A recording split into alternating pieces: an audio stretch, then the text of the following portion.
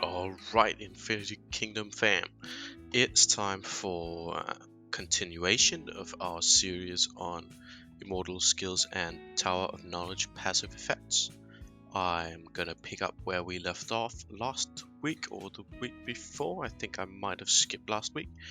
And continue with blessings and grace effects. If you haven't watched the overview of all the different classes and types of skill mechanics, do go back and check that one out.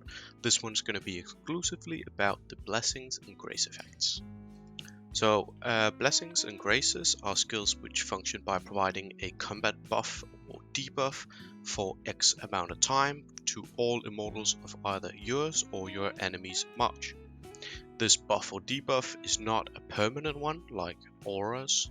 Instead, it's a temporal buff, meaning that it lasts for a varying amount of time and provides quite powerful buffs to your immortals or debuffs to your enemy's immortals for the beginning of the fight. However, once the timer runs out on these buffs and debuffs, they will no longer provide any value whatsoever for the remainder of the fight. That makes them slightly tricky to use. At least it means that you have to think about how do you combine them, which do you use against what, and with what synergies. Blessings and graces are always applied at the beginning of the fight. That means that for the first 12-18 seconds of the fight, your immortals will have a buff active or your enemy will have a debuff. It's important to note that this buff runs out, as I said, but it can also be dispelled. That means you can have it on for the first 5 seconds against someone who is able to make it either a defensive, a friendly dispel or an offensive enemy dispel, and they can actually dispel this buff. Examples of these skills in their buff form is Blessing of War, Blessing of Rage, Blessing of Defense, as well as their epic skill counterparts, Oaken Guard and Resist. These provide powerful combat buffs for the beginning of the fight and are valuable especially in front-loaded setups. And that's the important part of this. More on that later. But for instance, when we're running, just sort of to cement how these work, let's say we're running Blessing of Defense. That provides us a defensive buff for all of our immortals for the first 12 seconds of the fight, reducing all damage taken by 25% at max rank. After the 12 seconds, or if this is dispelled, the buff is has run out or has been removed, and you will take full damage from incoming hits and crits.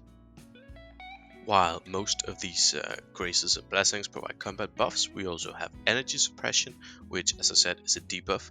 It works in the precisely the same way, but with one huge exception. It is not a buff on your immortals. Instead, it is a debuff on your enemy.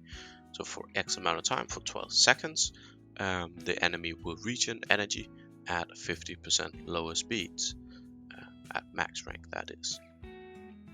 As with graces, blessings, friendly grace and blessing combat buffs, these debuffs are also weak against dispels, but they are not, well, it's not really a big deal right now, but I suspect it will be in the future. As of now, it is only Blessing of Crown and Purification that are able to actually make friendly dispels. While Purification is a skill being implemented by more and more players because it is quite damn powerful, especially against wound setups.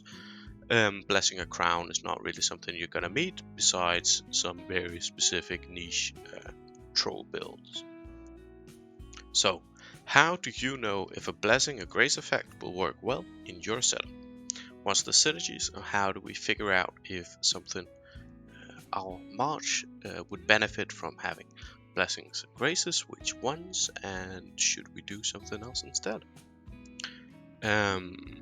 It's important to note that these are buffs that provide the same precise effect regardless of setup, but the key to blessings and graces are in the very purpose of your setup. What are you trying to build? For instance, if we're running a pure earth setup, with Charles Zenobia in it, we're providing a lot of defensive capability to our team. We're providing defense that will last throughout a long, prolonged battle. We're gonna try and almost cap out the timer and get that execute mechanic working for us in our advantage. In that case, these are not providing as much value because the first 12 seconds of the fight is not where we're gonna win the battle. We're winning the battle in the last 12 seconds of the fight and ensuring that we stay alive. That being said, against certain burst setups, you could still benefit from something like the defensive blessings, taking a bit less damage in the very beginning. But, think about this. What is the kind of purpose of your build? If I'm running a pure earth or an earth Khan setup, then I'm not doing a huge stacking of all the blessings and graces. But contrary to this, if I'm running a fire setup, then I am stacking almost all, or close to all of the blessings and graces. That's because with fire, what we have are extremely squishy immortals that provide high damage output and has no sustain power. Our fire dragon also provides a massive upfront damage with very little effect in a longer battle. Complete contrary to what we were doing before with the pure earth setup, we're gonna win the fight in the beginning. The first 20 seconds of the fight is gonna be determined, and if we're not so far ahead by then that the enemy can't recover, well then we're gonna lose anyway. As such, blessings and graces work particularly well here because you're getting a massive boost in the primary duration of the fight. The entire purpose of this type of front-loaded burst setup is to create is to win the battle in the beginning.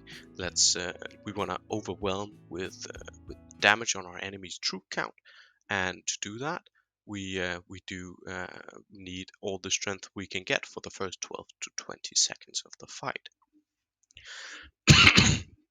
Check out this example. This is from one of my 5 seconds battles.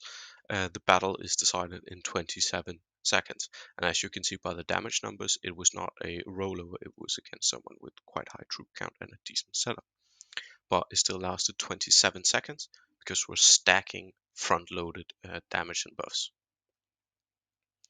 The same goes for more tricky setups like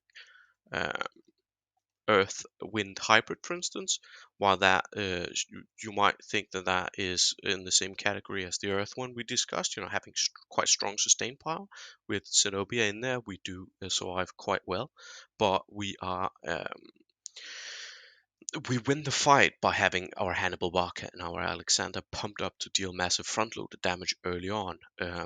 Perhaps counterintuitive to what most people think this hybrid is, it is all about front-loaded damage. You're gonna pump so much damage from Barca and Alex in very little time and right off the bat. These models have no ramp up. That's the point of getting the unique artifacts, for instance. You need no ramp up, just right off the bat you're dealing massive damage and you're gonna get far ahead, perhaps even killing the entire troop count of your enemy's frontline immortals before they get a chance to actually cast an ultimate skill. That means that blessings and graces are very powerful in this setup as well, because it is front-loaded damage.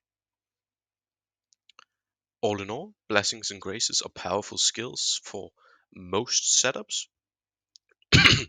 That's because of the way that the troop count advantages interacts in the Infinity Kingdom damage equation. But that being said, they are not the best for any setup, and you should think carefully about where to apply these.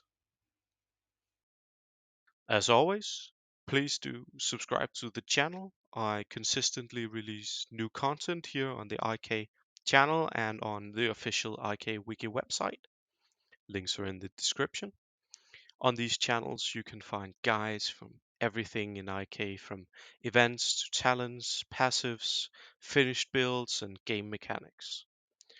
With that, I'm gonna leave you, and as always, thank you for watching and see you for the next one.